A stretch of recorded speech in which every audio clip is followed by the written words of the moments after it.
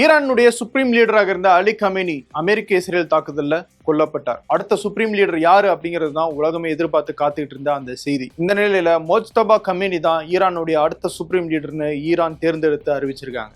யார் இந்த மோஜ்தபா? கமேனியை விட இவர் கடுமையானவர்னு சொல்றாங்களே, அது உண்மையா? அது மட்டும் இல்ல, இந்த போர்ல ஒரு பெர்மனண்டான முடிவு கிடைக்காம நாங்க இந்த போரை நிறுத்துறதா இல்லை அப்படின்னு ஈரான் வார்னிங்கும் கொடுத்திருக்காங்க. கல்ஃப் கண்ட்ரீஸ்ல என்ன நடக்குது வாங்க பார்க்கலாம். இது decode by Venkat.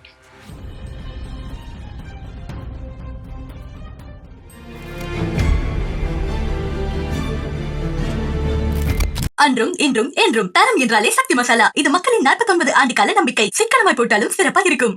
Mojtaba Khamenei அயத்தொலா அலி கமேனியினுடைய இரண்டாவது மகன். 56 வயதாகுது.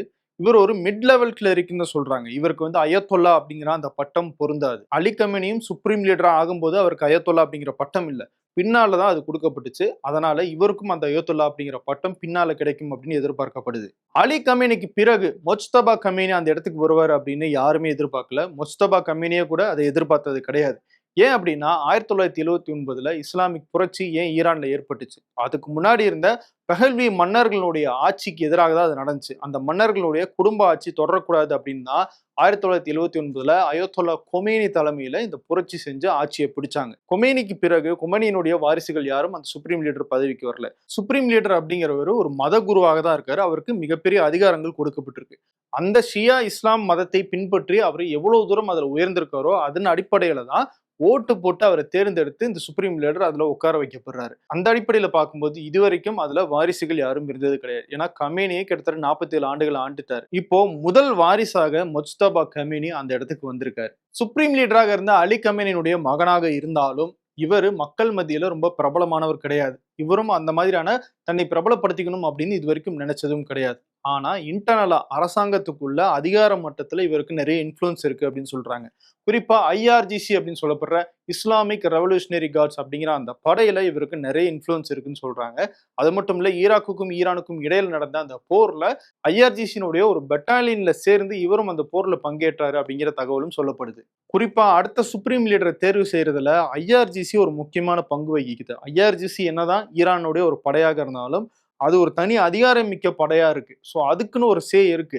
மக்களால் தேர்ந்தெடுக்கப்பட்ட ஒரு கவுன்சில் தான் இந்த சுப்ரீம் லீடரை ஓட்டு போட்டு தேர்ந்தெடுக்கிறாங்க. இருந்தாலும் அதுல ஐஆர்ஜிசி உடன்படாம இருந்தாங்க அப்படின்னா அங்க ஆட்சியிலேயே கடுமையான மோதல்கள் ஏற்படும். ஸோ அந்த மோதல் இப்போ இல்லைன்னு சொல்றாங்க. காரணம், ஐஆர்ஜிசிக்கு ஏற்கனவே மோஜ்தபா ரொம்பவே பரிச்சயமானவர். ஐஆர்ஜிசியினுடைய அதிகார மட்டத்தில் இருக்கிற நிறைய அதிகாரிகளுக்கும் மோஜ்தபா மேல ஒரு நல்ல இம்ப்ரெஷன் இருக்கு அப்படின்னு சொல்றாங்க. அதனால ஒட்டுமொத்தமாக ஒருமனதாக தான் மோஜ்தபா கமேனி தேர்ந்தெடுக்கப்பட்டிருக்கிறதாக நமக்கு தகவல் கிடைக்குது. ஆனா 47 ஆண்டுகளுக்கு பிறகு புதுசா ஒரு சுப்ரீம் லீடர் வந்திருக்காரு அப்படின்னும் போது அரசு நிர்வாகத்துல அது என்ன மாதிரியான தாக்கத்தை ஏற்படுத்துது? இப்போ ஒருமனதாக தேர்ந்தெடுத்திருக்காங்க. அந்த நிலைமை தொடருதா இல்ல ஏதாவது முரண்பாடுகள் வருதா அப்படிங்கிறத நம்ம பொறுத்திருந்து தான் பார்க்கணும். இன்னொரு விஷயம், இவர் எந்த நேரத்துல இந்த பதவியை ஏத்திருக்காரு அப்படிங்கிறது தான். முதல்ல அலி கமேனி அமெரிக்காவிலையும் இஸ்ரேலாலையும் கொல்லப்பட்டிருக்காரு. அவர் மட்டும் இல்ல, அவருடைய மனைவி, அதாவது மொஜ்தபா அவருடைய அம்மா, அவங்களும் கொல்லப்பட்டிருக்காங்க. அவருடைய சகோதரி கொல்லப்பட்டிருக்காங்க. இன்னும் குடும்பத்துல இருக்கிற நிறைய பேர் சேர்ந்து ஒரே நேரத்துல கொல்லப்பட்டிருக்காங்க. இப்படிப்பட்ட ஒரு சிச்சுவேஷன்ல மோஜ்தபா கமேனி சுப்ரீம் லீடராக பதவி இருக்கிறார் அப்படின்னா பர்சனல் வெஞ்சன்ஸே அவருக்கு நிறைய இருக்கு.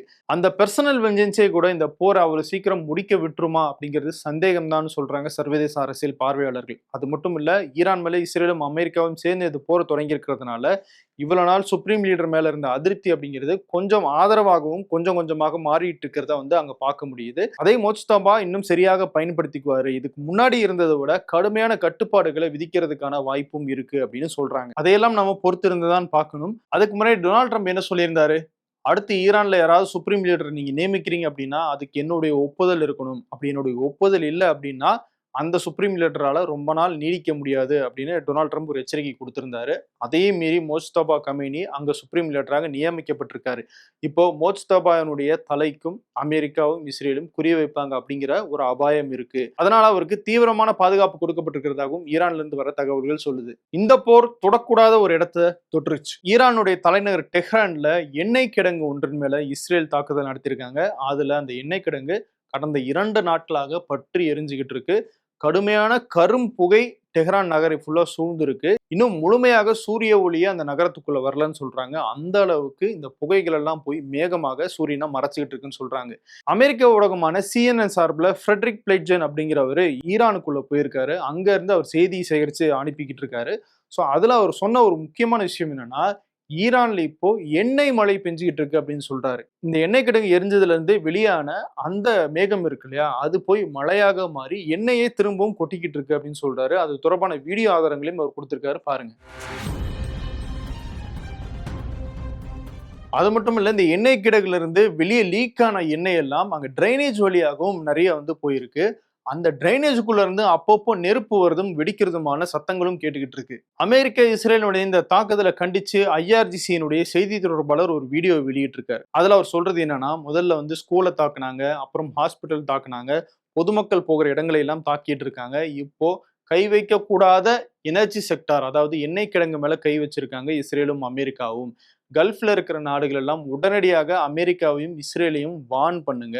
அப்படி இல்லாட்டி அவங்க எதுலெல்லாம் தாக்குதல் நடத்துறாங்களோ அந்த தாக்குதலை நாங்களும் நடத்துவோம், கல்ஃபே பத்தி எரியும்னு அவர் எச்சரிக்கை விடுத்திருக்காரு. அது மட்டும் இல்ல, எண்ணெயினுடைய விலை ஒரு பேரலுக்கு $200 போறது உங்களுக்கு ஓகே அப்படின்னா இந்த போரை நீங்க தொடருங்க, என்ன பண்ணணுமோ பண்ணுங்க, பதிலுக்கு நாங்களும் செய்வோம் அப்படின்னு மிரட்டலாகவே அந்த வீடியோவை வெளியிட்டிருக்காங்க. IRGC-னுடைய அந்த வீடியோ வெளிவந்த அந்த நேரத்துல எண்ணெயினுடைய விலை ஒரு பேரல் $115 கிட்ட போயிருச்சு. $200 ஈஸியா எட்டிரும் அப்படிங்கிற நிலைமை தான் இன்னைக்கு இந்த போர்னால ஏற்பட்டிருக்கு. அப்படி எண்ணெய் விலை தொடர்ந்து உயர்ந்துகிட்டே இருந்துச்சு அப்படின்னா இந்தியாவில் ஏதோ ஒரு மூலையில வாழ்ந்துகிட்டு இருக்கிற நம்மையும் அது கடுமையாக பாதிக்கும். பெட்ரோல், டீசல், கேஸ் தட்டுப்பாடு ஏற்படும். அதன் தொடர்ச்சியாக அதனுடைய விலையும் அதிகரிக்கும். விலை அதிகரிச்சிச்சு அப்படின்னா உணவுப் பொருட்களினுடைய விலையும் அதிகரிக்கும். இப்படி நம்மளும் பொருளாதார ரீதியாக இந்த போரால பாதிக்கப்படுறதுக்கான அபாயம் ரொம்பவே இருக்கு. இஸ்ரேல் அமெரிக்காவுடைய தாக்குதலுக்கு பதிலடியாக ஈரான் பஹ்ரைன்ல இருக்கிற மிகப்பெரிய எண்ணெய் சுத்திகரிப்பு மையமான பேப்கோ நிறுவனத்தினுடைய எண்ணெய் கிடங்குகள் மேல தாக்குதல் நடத்திருக்காங்க. அதுல மிகப்பெரிய தீ விபத்து ஏற்பட்டு இப்போ அது எரிஞ்சுக்கிட்டு இருக்கு. கல்ஃப்ல எங்க திரும்பினாலும் எண்ணெய் சார்ந்த, கேஸ் சார்ந்த திட்டங்கள், கிடங்குகள் இருந்துகிட்டே இருக்கும். அதையெல்லாம் குறி வச்சு இந்த போர்ல தாக்குதல் நடத்தினாங்க அப்படின்னா இந்த போர் இன்னும் மோசமான கட்டத்தை எட்டும். குறிப்பா ஈரானுடைய கண்ட்ரோல்ல இருக்கிற ஸ்ட்ரெய்ட் ஆஃப் ஹோர்முஸ் அப்படிங்கிற கடல் பகுதி வழியாக இதுவரைக்கும் எந்த கப்பலும் போல கிட்டத்தட்ட 700க்கும் மேற்பட்ட எண்ணெய், லிக்விஃபைட் கேஸ் தாங்கிய கப்பல்கள் இன்னும் அந்த பெர்ஷியன் கல்ஃப்லயே நிக்கிறதாகவும் தகவல் வந்துகிட்டு இருக்கு. அந்த கப்பல்களை எல்லாம் அமெரிக்கா தன்னுடைய பாதுகாப்புல ஸ்ட்ரெய்ட் ஆஃப் ஹோர்முஸ் வழியாக கொண்டு போவோம் அப்படின்னு சொல்லி டொனால்ட் ட்ரம்ப் சொன்னாரு. அப்படி முயற்சி பண்றீங்கன்னா பண்ணுங்க, விளைவு மோசமாக இருக்கும் அப்படின்னு சொல்லி IRGC-னுடைய படை தரப்புல ஒரு எச்சரிக்கை விடுக்கப்பட்டிருக்கு. சரி, எரிசக்தி சார்ந்த திட்டங்கள்ல இவ்வளவு பெரிய அபாயம் இருக்குன்னா இன்னொரு பக்கம் ஈரான்ல இருக்கிற டீசாலினேஷன் பிளான்ட், அதாவது கடல் நீரை குடிநீராக்கும் திட்டம் மேலையும் அமெரிக்காவும் இஸ்ரேலும் தாக்குதல் நடத்திருக்காங்க. அதுல 30 கிராமங்களுக்கு போற தண்ணீர் தடைபட்டிருக்கிறதாக ஈரானுடைய வெளியுறவுத்துறை அமைச்சர் அப்பாஸ் அராக்சி சொல்லியிருக்காரு. பதிலுக்கு ஈரானும் கல்ஃப்ல இருக்கிற டீசாலினேஷன் பிளான்ட்டை நோக்கி தாக்குதல் நடத்திட்டு இருக்கிறதாக தகவல் வருது. கல்ஃபை பொறுத்த வரைக்கும் நம்ம ஊர் மாதிரி கிரவுண்ட் வாட்டர்லாம் அவ்வளவு நல்ல தண்ணியாக இருக்காது. கிட்டத்தட்ட 60-90% அவங்க கடல் நீரை குடிநீராக்கி தான் குடிச்சுக்கிட்டு இருக்காங்க. அப்படி கல்ஃப் நாடுகள்ல இருக்கிற இந்த தண்ணீர் சார்ந்த திட்டங்கள் மேல தாக்குதல் நடத்தப்பட்டுச்சு அப்படின்னா அது நிச்சயம் மிக மோசமான பாதிப்பை ஏற்படுத்தும். இவங்களுடைய அதிகார போட்டியில பாதிக்கப்படுறது என்னவோ சாமானிய மக்களாக தான் இருக்காங்க. இன்னொரு பக்கம் ஈரானுடைய வெளியுறவுத்துறை அமைச்சர் அமெரிக்கானுடைய NBC அப்படிங்கிற ஒரு ஊடகத்துக்கு பேட்டி கொடுத்திருக்காரு. அதுல பல்வேறு முக்கியமான விஷயங்களை சொல்லியிருக்காரு. முதல் விஷயம், ஈரான் எதுக்காக கல்ஃப் கண்ட்ரிஸ் கிட்ட மன்னிப்பு கேட்டாங்க அப்படின்னு அவர்கிட்ட கேட்கப்பட்டுச்சு. அதுக்கு அப்பாஸ் அராக்சி சொன்ன விளக்கம் என்ன அப்படின்னா, First of all, apology in our culture is a sign of dignity and strength.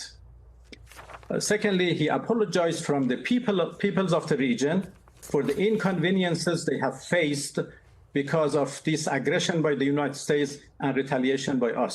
So as a matter of fact, it is in fact the President of the United States who should apologize from the people of the region and Iranian people for the killings and destructions they have done against us. இந்த போர் அமெரிக்காவும் இஸ்ரேலும் எங்க மேல திணிச்சது. அந்த போருக்கு பதிலடியாக நாங்க அமெரிக்காவுடைய படைத்தளங்களை தாக்க வேண்டிய கட்டாயத்துல இருக்கோம். இதனால எங்களுடைய அண்டை நாடுகள், அங்க இருக்கிற மக்களுக்கு சில அசௌகரியங்கள் ஏற்பட்டிருக்கு.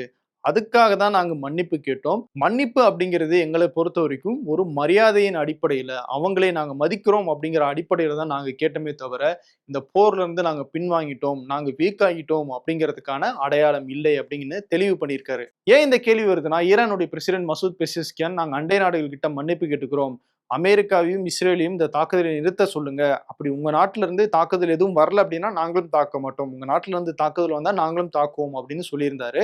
அது உடனே டொனால்ட் ட்ரம்ப் என்ன சொல்றாரு, அமெரிக்காவுடைய தாக்குதல்ல ஈரான் வீக் ஆயிருச்சு. அதனாலதான் கல்ஃப் நாடுகள் கிட்ட மன்னிப்பு கேட்டிருக்காங்க அப்படின்னு ட்ரூத் சோஷியல் மீடியால ஒரு போஸ்டா போட்டாரு.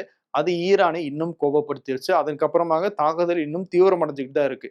ட்ரம்ப் நினைச்சிருந்தாருன்னா ஓகே, ஈரான் ஏதோ பேச்சுவார்த்தைக்கு முன் வராங்க போல இருக்கு, நம்ம பேச்சுவார்த்தை கூட்டு பார்ப்போம் அப்படின்னு முயற்சி பண்ணிருக்கலாம். ஆனா ட்ரம்ப்பை பொறுத்த வரைக்கும் பெருமை பேசுறதுலேயே தான் குறியா இருக்கிறே தவிர இதனால உலகம் முழுக்க ஏற்படுற பாதிப்பு என்ன, கல்ஃப்ல ஈரான்ல அமெரிக்காவினுடைய படைகளுக்கு ஏற்படுற பாதிப்பு என்ன, எத்தனை உயிர்கள் பலியாகுது அப்படிங்கறத பத்தி அவருக்கு சுத்தமா கவலை இல்லை அப்படிங்கிறது தெளிவா தெரியுது. ஈரான்ல மினாப் அப்படிங்கிற பகுதியில் இருக்கிற ஒரு ஸ்கூல்ல நடந்த தாக்குதல்ல 165 சின்ன சின்ன பெண் குழந்தைகள் கொல்லப்பட்டாங்க. அந்த தாக்குதலை அமெரிக்கா தான் நடந்துச்சு அப்படிங்கிற தகவல் வருதுன்னு டொனால்ட் ட்ரம்ப் கிட்ட கேட்கிறாங்க.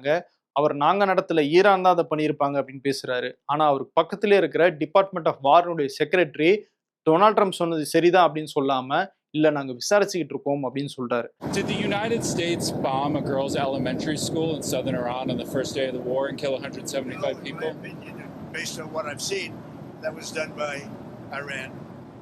Is that true, Mr. Hegseth? It was Iran who did that? We're certainly investigating. 165 பிஞ்சு உயிர்களை கொண்டு இருக்கோமே அப்படிங்கிற ஒரு சின்ன வருத்தம் கூட டொனால்ட் ட்ரம்ப்புக்கோ பீட் ஹெக்ஸத்துக்கோ இல்லை. அது மட்டும் இல்ல, நாங்க இந்த தாக்குதலை நடத்தவே இல்லை அப்படின்னு ஆணித்தரமாகவும் அமெரிக்காவால சொல்ல முடியல. அவங்க தான் பண்ணியிருக்காங்க அப்படிங்கிறத அமெரிக்கானுடைய ஊடகங்களே சேட்டலைட் இமேஜஸ் மூலமாக பல்வேறு ஆதாரங்கள் மூலமாக எக்ஸ்போஸ் பண்ணிட்டாங்க. சரி, அப்பாஸ் அராக்சி கிட்ட அந்த பேட்டியில கேட்கப்பட்ட இரண்டாவது முக்கியமான கேள்விக்கு வருவோம். இந்த போரை நிறுத்தணும் அப்படின்னா எந்த மாதிரியான கண்டிஷன்ஸுக்கு நீங்க ஒத்து வருவீங்க, நீங்க ஏதாவது கண்டிஷன்ஸ் வச்சிருக்கீங்களா அப்படின்னு கேட்கிறாங்க. அதுக்கு அவர் என்ன சொல்றாருன்னா, இந்த போர் முன்ன நடந்த போர் மாதிரி கிடையாது. ஜூன் மாதம் நடந்த போருமே அத்துமீறி தான் ஈரான் மேல தாக்குதல் நடத்தப்பட்டுச்சு. இவங்களுக்கு வேணும்னா போர் தொடுக்கிறாங்க, அப்புறம் இவங்களே இந்த போரை நிறுத்திக்கலாம் அப்படின்னு சொல்றாங்க. சரி, நாங்களும் ஓகேன்னு சொல்லி நிறுத்திட்டோம். ஆனால் இந்த முறை அப்படி கிடையாது. ஏன்னா போன முறை நிறுத்தினதோட அந்த போர் முடிஞ்சிருக்கணும். முடியாம திரும்பவும் அந்த மாதிரி ஒரு அத்துமீறி தாக்குதல் நடத்துறாங்க அப்படின்னா இதுக்கு ஒரு பெர்மனண்டான ஒரு முடிவு கிடைக்காம நாங்க இந்த போரை முடிவுக்கு கொண்டு வர மாட்டோம். ஏன்னா இது எங்களுடைய மக்களுடைய பாதுகாப்பு சம்பந்தப்பட்ட விஷயம் அப்படின்னு தெளிவா சொல்றாரு அப்பாஸ் அராக்சி. அவர் முன்வைக்கிற பாயிண்ட் என்ன அப்படின்னா, எதுக்காக எங்க மேல தாக்குதல் நடத்தினீங்க? நாங்க தானே பேச்சுவார்த்தைக்கு உங்க கூட பேசிட்டு இருந்தோம். பேச்சுவார்த்தை நல்லா போகும்போது எங்களை தாக்க வேண்டிய தேவை என்ன அப்படிங்கிறத சர்வதேச அரங்குல அமெரிக்காவும் இஸ்ரேலும் தெளிவாக சொல்லாம இதுக்கு ஒரு பெர்மனண்டான சொல்யூஷன் கிடைக்காம நாங்க இந்த போரை நிறுத்துறதாகவும் இல்லை, பேச்சுவார்த்தைக்கு போறதாகவும் இல்லை அப்படின்னு உடைச்சி பேசியிருக்காரு அப்பாஸ் அராக்சி. அடுத்த முக்கியமான விஷயம், இந்த பேட்டியில ரஷ்யா ஈரானுக்கு ஏதாவது வகையில சப்போர்ட் பண்ணுதா அப்படிங்கிற கேள்வி வைக்கப்பட்டுச்சு. அதுக்கு அப்பாஸ் அராக்சி என்ன சொல்றாருன்னா, ரஷ்யா எப்பயுமே எங்களுக்கு சப்போர்ட் பண்ணிட்டு தான் இருந்தாங்க, இந்த முறையும் சப்போர்ட் பண்றாங்க அப்படின்னு சொன்னாரு. உடனடியாக மிலிட்ரி சார்ந்து உங்களுக்கு உளவு சார்ந்த தகவல்கள் கொடுக்குறாங்களா அப்படின்னு கேட்கப்பட்டுச்சு. அதுக்கும் அவரை இல்லை அப்படின்னு டைரக்டா சொல்லாம எப்பயும் போல உதவிக்கிட்டு இருக்காங்க அப்படிங்கிறத அழுத்தமாக அந்த இடத்துல பதிவு பண்றாரு. இந்த கேள்வி ஏன் வருதுன்னா, அமெரிக்காவுடைய படைத்தளங்கள், அமெரிக்காவுடைய ரேடார்ஸ் இதையெல்லாம் தாண்டி அமெரிக்க ராணுவத்தை சேர்ந்தவங்க, சிஐஏ அப்படிங்கிற அமெரிக்கனுடைய உளவுப்படையை சேர்ந்தவங்க எந்தெந்த ஹோட்டல்ல இருக்காங்க அப்படிங்கிற அளவுக்கு ஈரானுக்கு ரொம்ப துல்லியமான தகவல் கிடைச்சிக்கிட்டு இருக்கு. இதெல்லாம் ரஷ்யாவினுடைய உதவியால தான் நடக்குது அப்படிங்கிற ஒரு சந்தேகம் எழுப்பப்பட்டுச்சு. அதுதான் கேள்வியாக மாறும்போதும் இல்லை அப்படின்னு மறுக்காம வேற வகையில பதில் சொல்லியிருக்காரு அப்பாஸ் அராக்சி. அப்போ ரஷ்யாவும் ஏதோ ஒரு வகையில சைனாவும் ஈரானுக்கு பின்னிருந்து ஆயுதங்களாகவோ இல்ல உளவு சார்ந்த உதவியாகவோ செஞ்சுக்கிட்டு இருக்காங்க அப்படிங்கிறது நமக்கு ஓரளவு தெரிய வருது. ஈரான் மேல நடத்தப்பட்ட தாக்குதலை இதுவரைக்கும் 1300க்கும் மேற்பட்டோர் உயிரிழந்திருக்கிறதாக தகவல் வந்திருக்கு. அதே மாதிரி இஸ்ரேல் மேலேயும் அமெரிக்கனுடைய படைத்தளங்கள் மேலேயும் ஈரான் கடுமையான பாதிப்புகளை ஏற்படுத்திட்டு இருக்காங்க. குறிப்பா பஹ்ரைன், குவைத் நாடுகள் எல்லாம் தாக்குதல் தீவிரமாக இருக்கு அப்படின்னு சொல்றாங்க. தாக்குதல் நடக்குது அப்படிங்கிறதுக்காக மக்கள் அச்சப்பட வேண்டாம். தொடர்ந்து ஈரான் தரப்பிலிருந்து வர ஏவுகணைகளையும் ட்ரோன்களையும் நாங்க இடைமறித்து தாக்கி கொண்டிருக்கிறோம் அப்படின்னு Saudi, UAE, Qatar, Kuwait, Bahrain நாடுகள் அறிவிச்சிருக்காங்க. குறிப்பா ஈரான் தரப்புல இருந்து இஸ்ரேல் மேல தாக்குதல் நடத்தப்படுது. அந்த தாக்குதல்ல என்ன பாதிப்பு ஏற்படுது அப்படிங்கிற தகவல் பெரிய அளவுல வெளியே வராமையே இருக்கு. அதுக்கு ஒண்ணு, சர்வதேச ஊடகங்களை, அங்க இருக்கிற ஊடகங்களையும் இஸ்ரேலுடைய அரசாங்கம் முடக்கி வச்சிருக்காங்க. இந்த தகவலை எல்லாம் வெளியே சொல்லக்கூடாது அப்படின்னு தடுத்து வச்சிருக்காங்க. ரெண்டாவது விஷயம், சேட்டலைட் மேப்ஸ் மூலமாக எங்க என்ன மாதிரியான பாதிப்பு ஏற்பட்டிருக்கு அப்படிங்கிறத நிறைய இண்டிபெண்டன்ட் ஜேர்னலிஸ்ட், பிபிசியில் இருக்கிற ஜேர்னலிஸ்ட் உட்பட நிறைய பேர் கண்டுபிடிச்சு சோசியல் மீடியால பகிர்ந்துகிட்டு இருந்தாங்க. ஆனால் அந்த சேட்டலைட் இமேஜஸ் கொடுக்கிற நிறுவனங்கள் கூட ஈரான்ல இருக்கிற பாதிப்புகளை வெளிப்படையா சொல்றாங்களே தவிர அமெரிக்காவினுடைய படைத்தளங்கள் மேலேயோ இல்ல இஸ்ரேல்ல என்ன பாதிப்பு ஏற்பட்டிருக்கு அப்படிங்கிறத அந்த தகவலை கொடுக்க மறுக்கிறாங்க அப்படின்னு செய்திகள் வந்துகிட்டு இருக்கு. அப்போ பாருங்க, ஒரு போர்ல தகவல் செய்தி எவ்வளவு முக்கியமாக இருக்கு அப்படின்ட்டு அது என்ன மாதிரியான நெரேட்டிவை உருவாக்குது அப்படிங்கிறது இங்க நம்ம கவனிக்கணும். இஸ்ரேல் மேல இவ்வளவு தாக்குதல் நடக்குது அப்படிங்கிற செய்தி வெளிப்படையாக வெளியே வந்துச்சு அப்படின்னா அது இஸ்ரேல் மக்களுக்கும் ஒரு பயத்தை ஏற்படுத்தும். சர்வதேச அளவுல குறிப்பா ஈரான் இஸ்ரேல் வீக் அடைஞ்சிட்டு இருக்கு அப்படிங்கிற ஒரு அட்வான்டேஜையும் அவங்க எடுத்துப்பாங்க. ஸோ இந்த நரேட்டிவை வெளியே சொல்லக்கூடாது. ஈரான் மேல நடக்கிற தாக்குதல் மட்டும் வெளியே சொல்லி ஈரான் வீக்கா இருக்கிற மாதிரியான ஒரு ப்ரொஜெக்ஷனை உருவாக்குவோம் அப்படிங்கிறது தான் இதனுடைய நோக்கமாக இருக்கு அப்படின்னு நம்ம யூகிக்கலாம். தொடர்ந்து மேற்காசியாவில் என்ன நடந்துகிட்டு இருக்கு அப்படிங்கிறத பத்தி நம்ம டீகோட் நிகழ்ச்சியில வீடியோக்கள் மூலமாக பார்த்துட்டு இருக்கோம். அடுத்த வீடியோவில் இன்னும் நிறைய தகவல்களோட உங்களை மீண்டும் சந்திக்கிறேன். இணைந்திருங்கள். நன்றி. உங்களின் விதவிதமான சமையலுக்கு விதவிதமான சுவை தரும் ஒரே மசாலா. இதுதான் அன்பின் சுவையான அடையாளமான சக்தி மசாலா. உங்கள் இல்லங்களில் உள்ளங்களில் தலைமுறையை தொடர்ந்து வரும் தரம் மற்றும் நம்பிக்கை.